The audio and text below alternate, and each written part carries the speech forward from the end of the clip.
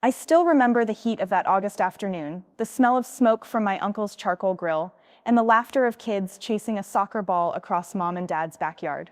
It should have been a perfect family gathering.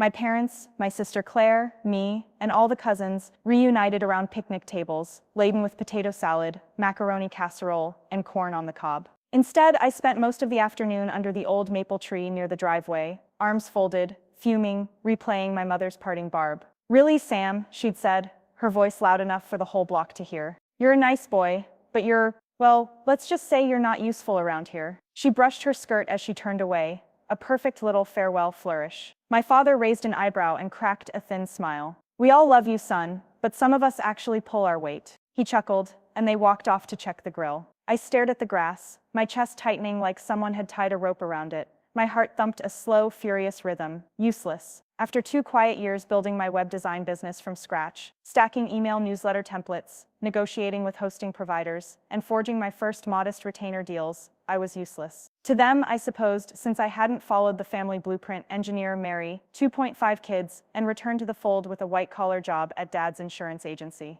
Claire, 2 years younger and always the golden child, breezed up behind me. "Hey, how's it going?" she asked, biting into a hot dog. Ketchup dripped down her chin like a confetti of red. I flashed her a tight smile. "Just peachy." She shrugged, unbothered. "Mom's just cranky from setting up the new hedge. Dad's in spring trim mode." I snapped at her. "I get it. You two are perfect. You got the big internship at Carter and Wells, so you're useful." Claire blinked, mouth half open. "What are you talking about?" I jumped to my feet. "Don't play dumb. You know exactly what they meant." Her expression shifted, hurt and confusion. She set down the dog.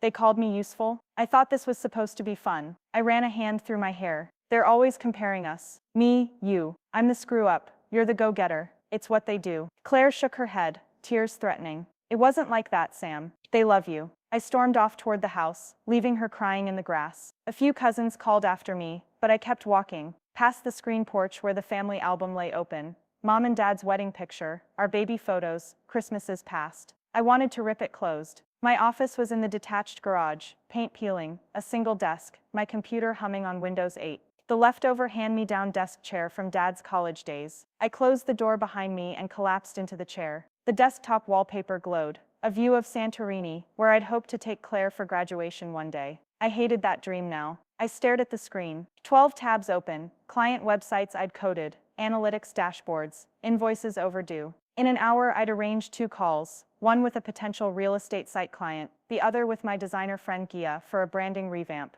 Yet here I was, brooding over a family insult like a teenager. Useless. The word echoed in my brain. I snapped my laptop shut, grabbed my keys, and left. Time for a walk. 15 minutes later, I stood on Main Street, eyes on the window of Carter and Wells, Claire's new office. The brass letters gleamed. Carter and Wells, attorneys at law. Claire had landed that coveted summer associate spot through connections, referrals, and Mom's relentless LinkedIn push. Inside, she'd marched the halls in stilettos and tailored suits, coffee in hand, ready to conquer the world. I kicked the curb. Funny how usefulness got packaged in corporate perks. But I was good. My green and black logo for WebWave Designs had gotten 2 inquiries this week alone. My friend Jenna, CEO of a local startup, was about to sign a 6-month retainer. In my locker, I had the business cadence to pay my rent and maybe someday take that Santorini trip solo if I had to. I rounded the corner to the coffee shop, a small place called Venti's, where I knew a double espresso would settle my nerves. Inside, I found Gia at our usual table by the window, her tattooed arms wrapped around a latte cup, like a life preserver. "Hey," she said, not looking up.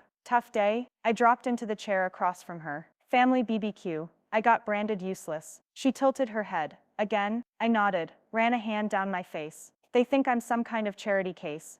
Graduate with a few freelance gigs. No steady job, no benefits." Gia frowned. "Ugh. I'm sorry. That sucks." I sighed. I thought I'd come around to being okay with forging my own path, but hearing it from Mom stabbed deeper than I expected. She leaned in. "Family is a weird beast, and they see you through their freakish expectations." I set my jaw. "I'm tired of it." Gia smiled slyly. "Good. Then do something about it." I raised an eyebrow. "Like what?" She tapped her temple. "Leverage their breaking point." I frowned. "What's that supposed to mean?" She grinned. "I heard Claire's offering those paralegal summer positions."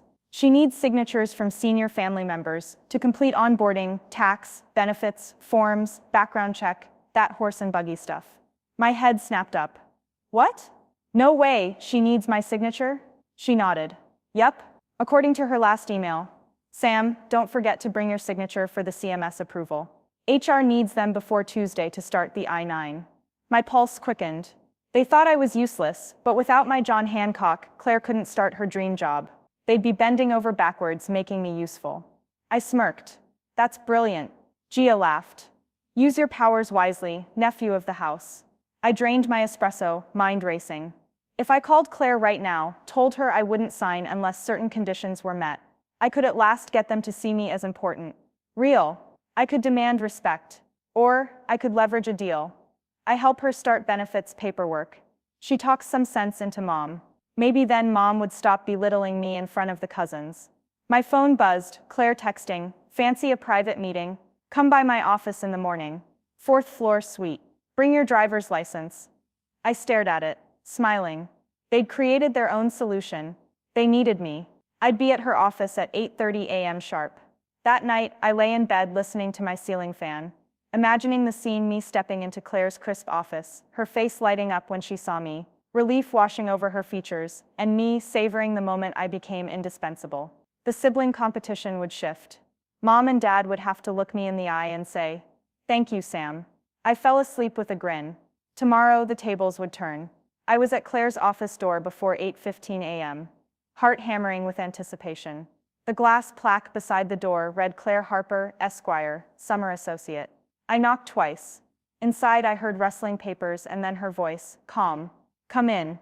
She sat behind a sleek walnut desk under a framed diploma from Stanford Law. Her curly hair was pulled back in a professional knot. Her tailored blazer was pale gray.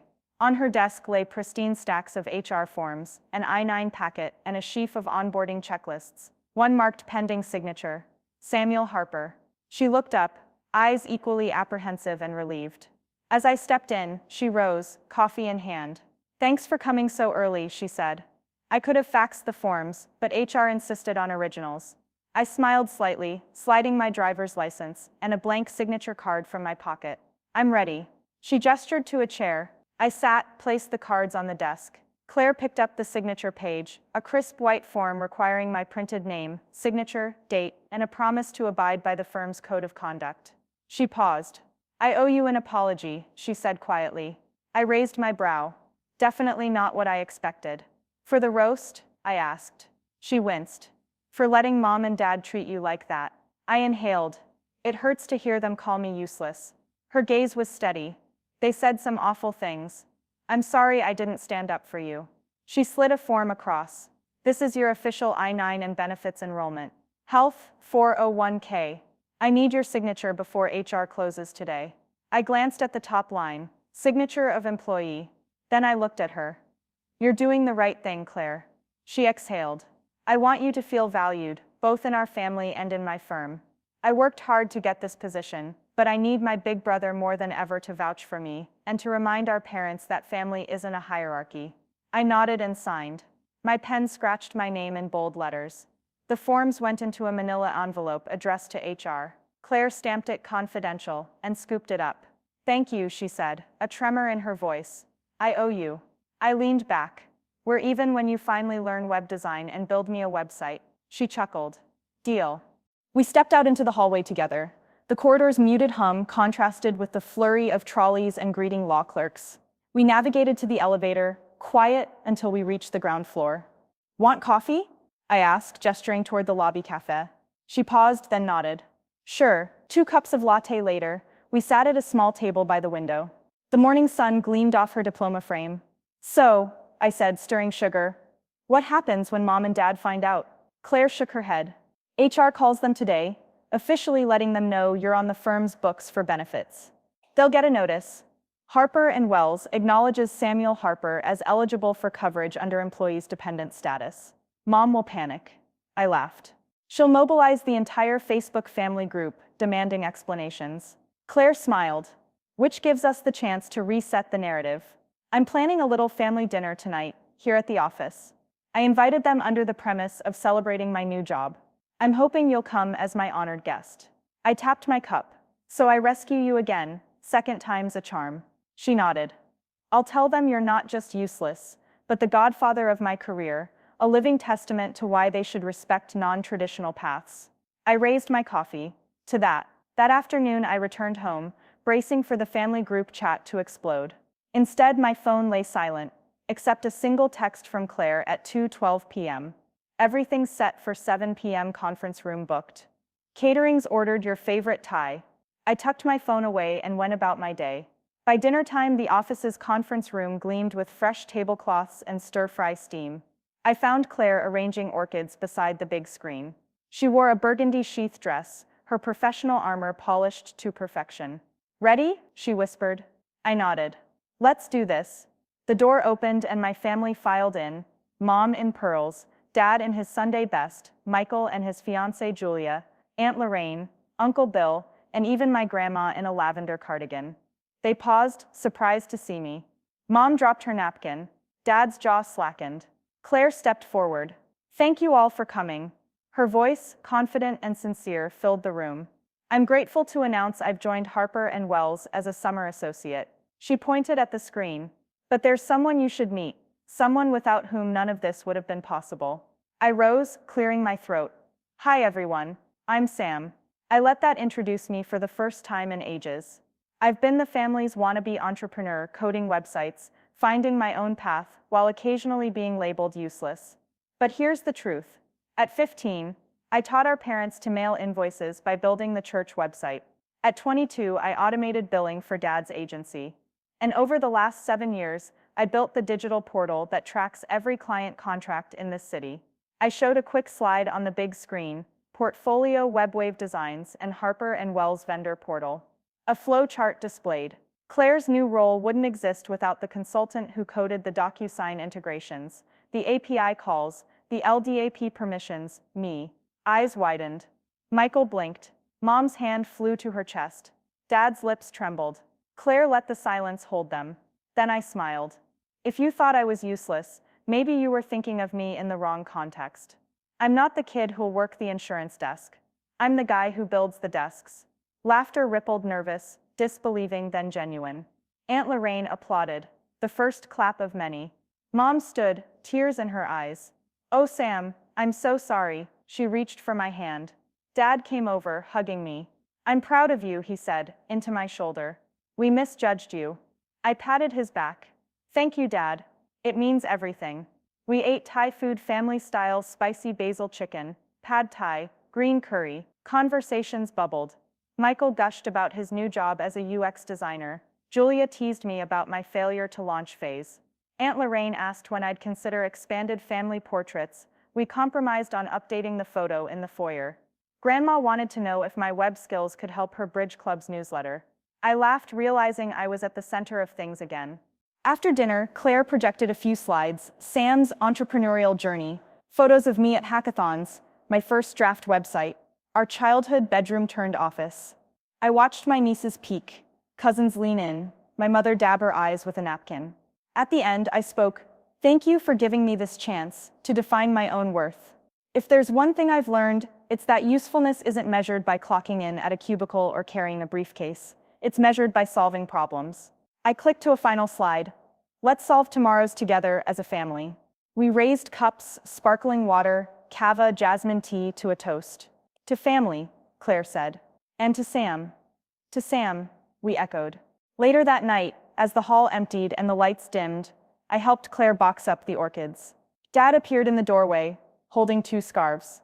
I know it's late, he said, but first Christmas bonus. He handed me a check, flattering, generous, but more than that, it was respect. I nodded, voice thick. Thank you. Mom joined us. We're proud of you, she murmured. I love you. I took her hand. I love you too. Claire wound an arm around my shoulder. Ready for the holiday break? She asked, eyes shining. I grinned. Let's go home. Back at my apartment, I collapsed onto the couch, exhaustion mingling with exhilaration.